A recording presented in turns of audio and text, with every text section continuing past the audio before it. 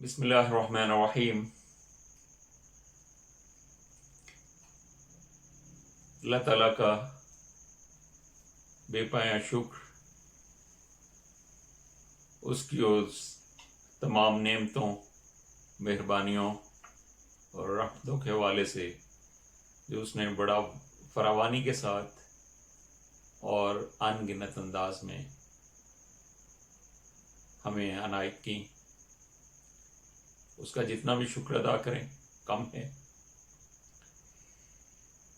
मैं हूं तारिक चौधरी, अपने YouTube चैनल के साथ। आज एक खुशी की खबर है मुसलमानों के लिए। इससे पहले कि वो खुशी की खबर हम शेयर करें, आपसे गुजारिश है कि अगर आपने अभी तक तारिक चौधरी YouTube चैनल को सब्सक्राइब नहीं किया तो सब्सक्राइब कर लीजिए, बेल आइकॉन को भी दबा दीजिए ताकि मेरी हर आने वाली नई वीडियो आप तक बर वक्त पहुंच सके। इस वीडियो को आखिर तक देखिएगा, शेयर भी कीजिएगा और कमेंट से ज़रूर नवाजिएगा। तो आज बहुत खुश हैं क्योंकि बरतानिया से खबर आई है कि वहाँ मस्जिदों में लाउड स्पीकर पर अजान की इजाज़त दे दी गई है।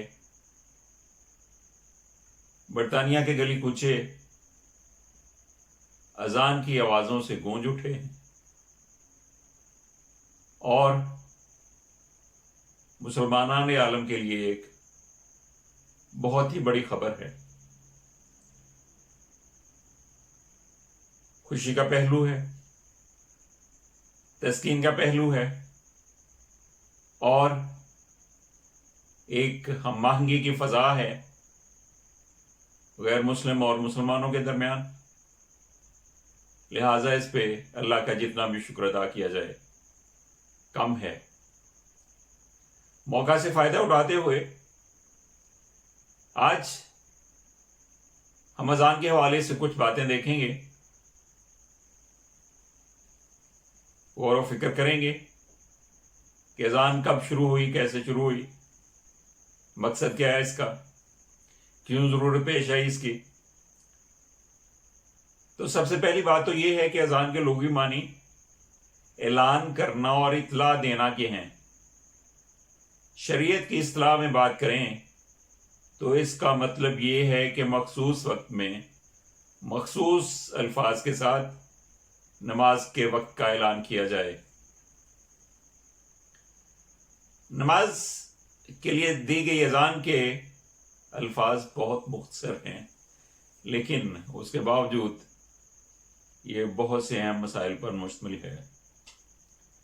आगाज अल्लाह अकबर से होता है, जिसका मतलब है कि पूरी कायनात में सिर्फ एक ही हस्ती है जो बड़ी है, यानी सारी किब्रियाई और सारी अजमतें सिर्फ और सिर्फ उसी ज़ात से वाबस्ता है। इसके बाद हर तरह के शिर्क का खुला इनकार किया जाता है और तौहीद बारी ताला का इकरार, यानी ये कि सिर्फ अल्लाह ही है जिसका हुक्म माना जाना चाहिए, पूरी कायनात में इस जैसा कोई और नहीं है और वो अकेला है।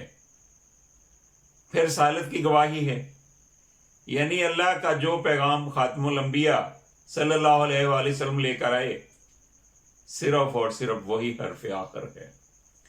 उस पैगाम के खिलाफ कोई भी बात, चाहे वो किसी की भी हो, कतन नहीं मानी जाएगी। उसके बाद नमाज की दावत दी जाती है,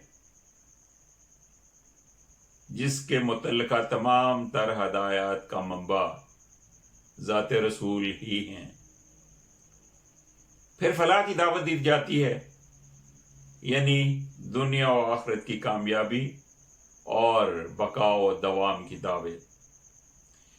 پھر کلمات اذان میں تکرار ہے جو تجدید ایمان کا باعث ہے تاکہ کامل ایمان کے ساتھ نماز کا آغاز کیا جائے۔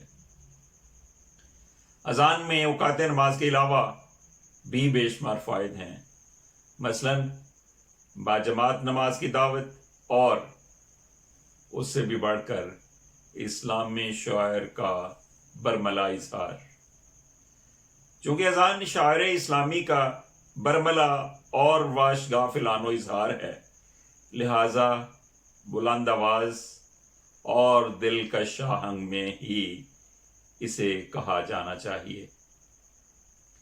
اگر اذان کی تھوڑی سی تاریخ دیکھیں تو معلوم ہوتا ہے اگرچہ نماز مکہ مکرمہ میں ہی فرض ہو چکی تھی، لیکن کفار قریش کے ظلم و ستم کے باعث اذان کے علانیہ اظہار کے ذریعے سے نماز کی تشہیر ممکن نہ تھی۔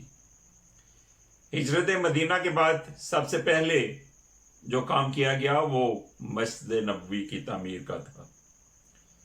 پھر ضرورت محسوس ہوئی کہ نماز کے وقت سے لوگوں کو آگاہ کرنے کے لیے کوئی خاطر خواہ طریقہ اختیار کیا جائے، کیونکہ اب مسلمانوں کی تعداد کافی ہو چکی تھی۔ خاتم الانبیاء حضرت محمد مصطفیٰ صلی اللہ تعالی علیہ وآلہ وسلم نے اس معاملے میں صحابہ سے مشورہ کیا۔ ایک تجویز یہ آئی کہ بلند جگہ پر آگ روشن کر دی جائے تاکہ سارے مسلمان اسے دیکھ کے اکٹھے ہو جائیں اور نماز باجماعت ادا کر لی جائے۔ دوسری تجویز یہ تھی کہ نرسنگا پھونکا جائے۔ کچھ لوگوں نے ناقوس بجانے کی تجویز دی، لیکن رسول اللہ صلی اللہ علیہ وسلم نے ان تمام تجاویز کو ناپسند کیا، کیونکہ یہ سارے معاملات پہلے سے چل رہے تھے مختلف قوموں میں، اور ان کے اختیار کرنے سے دیگر قوموں سے مشابہت کا پہلو نکلتا تھا۔ کسی نے یہ تجویز بھی دی کہ بطور علامت کوئی خاص جھنڈا بلند کیا جائے، لیکن اس میں قباحت یہ تھی کہ مصروف عمل شخص اس جھنڈے کو دیکھنے کی فرصت کیسے پا سکے گا۔ آخرکار اللہ تعالیٰ نے خواب کے ذریعہ سے اس کام میں بعض صحابہ کی رہنمائی فرمائی۔ جب آپ کو بتایا گیا، جب ان صحابہ نے آ کے آپ کو اپنا خواب بتایا تو آپ نے ان کی حوصلہ افزائی فرماتے ہوئے فرمایا کہ یہ خواب برحق ہے، کیونکہ آپ صلی اللہ علیہ وسلم کو ان کے خواب سنانے سے پہلے ہی اللہ تعالیٰ نے بذریعہ وحی اس سارے معاملے کی اطلاع دے دی تھی۔ اس دن سے اوقات نماز کے لیے اذان دینے کا نظام وجود میں آیا، جو آج تک دین اسلام کا اور امت مسلمہ کا ایک امتیازی نشان اور خاص شعار ہے۔ خواب کے ذریعے سے اذان کے الفاظ سے مطلع ہونے والے صحابی رسول عبداللہ بن زید رضی اللہ تعالیٰ عنہ تھے۔ وہ بیمار تھے، لہذا تجویز ہوئی کہ عبداللہ بن زید حضرت بلال حبشی رضی اللہ تعالیٰ عنہ کو کلمات اذان کی تلقین کریں، اور چونکہ بلال بہت بلند آواز اور خوش الحان تھے، لہذا بلال بآواز بلند اس تلقین کا اعلان کریں، اور یہ کام 3 مراحل میں انجام پایا۔ پہلے تو مسلمان نماز کے وقت کا اندازہ کر کے مسجد میں جمع ہو جاتے اور نماز پڑھ لیتے تھے، لیکن اس میں ہوتا یہ تھا کہ کچھ لوگ جلدی آ جاتے، کچھ دیر سے آتے، اس طرح نماز میں تاخیر ہو جاتی۔ پھر طے پایا کہ بلند جگہ پر ایک آدمی کھڑا ہو کر الصلاۃ جامعہ کے الفاظ سے وقت نماز کا اعلان کر دیا کرے، اور پھر اس پہ عمل ہوتا رہا۔